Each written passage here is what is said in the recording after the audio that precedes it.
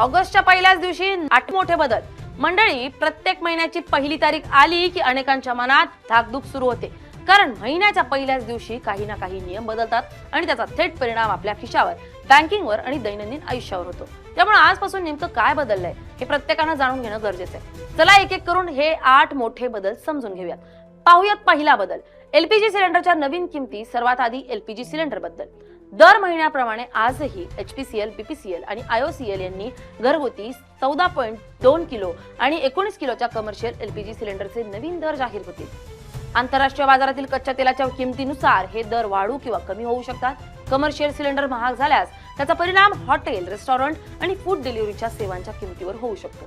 दुसरा बदल, रेल्वेच्या तात्काळ तिकीट बुकिंगची नवीन पद्धत। रेल्वेनं तात्काळ तिकीट बुकिंग करणाऱ्या प्रवाशांसाठी टोकन सिस्टीम लागू केली आहे। आता आरक्षण काउंटरवर आधी टोकन मिळेल आणि त्यानंतर त्या क्रमांकानुसार तिकीट बुक केलं जाईल।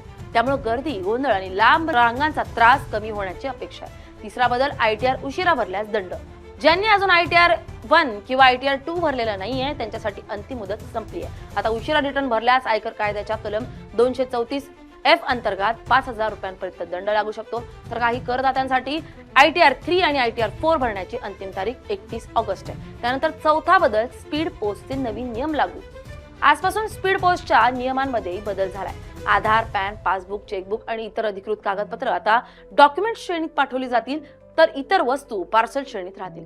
नव्या दरांनुसार 50 ग्रॅम पर्यंतच्या स्थानिक स्पीड पोस्टचे शुल्क 38 रुपये तर दुसऱ्या शहरासाठी 94 रुपये पासून सुरू होईल। पाचवा नियम आणि अतिशय महत्त्वाचा, CKYC 2.0 लागू।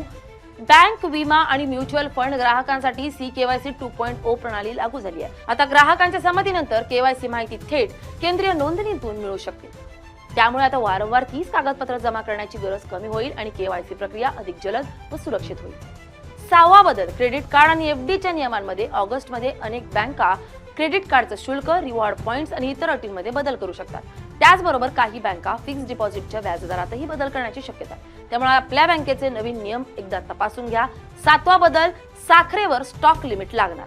सरकारने साखरेच्या साठेबाजीवर नियंत्रण आणण्यासाठी नवीन स्टॉक लिमिट लागू केलंय। आता कोणताही डीलर 4000 क्विंटलपेक्षा जास्त आणि 30 दिवसांपेक्षा जास्त साखरेचा साठा ठेवू शकणार नाहीये। हा नियम 30 नोव्हेंबर 2026 पर्यंत लागू राहणार आहे। आठवा आणि शेवटचा बदल, सेबीचा बायबॅक नियम। शेअर बाजारातील गुंतवणूकदारांसाठी सेबीचा नवीन बायबॅक नियम लागू झालाय। आता कोणतीही कंपनी तिच्या पेड कॅपिटलच्या जास्तीत जास्त 15% शेअर्स परत खरेदी करू शकेल आणि संपूर्ण बायबॅक प्रक्रिया 66 कामकाजांच्या दिवसात पूर्ण करावी लागेल। तर मंडळी, आजपासून लागू झालेले हे 8 बदल थेट तुमच्या दैनंदिन आयुष्याशी जोडलेले आहेत। त्यामुळे यापैकी कोणता बदल तुमच्यासाठी सर्वात महत्त्वाचा आहे ते नक्की तपासा आणि गरज असेल तिथं वेळेत आवश्यक पावलं उचला।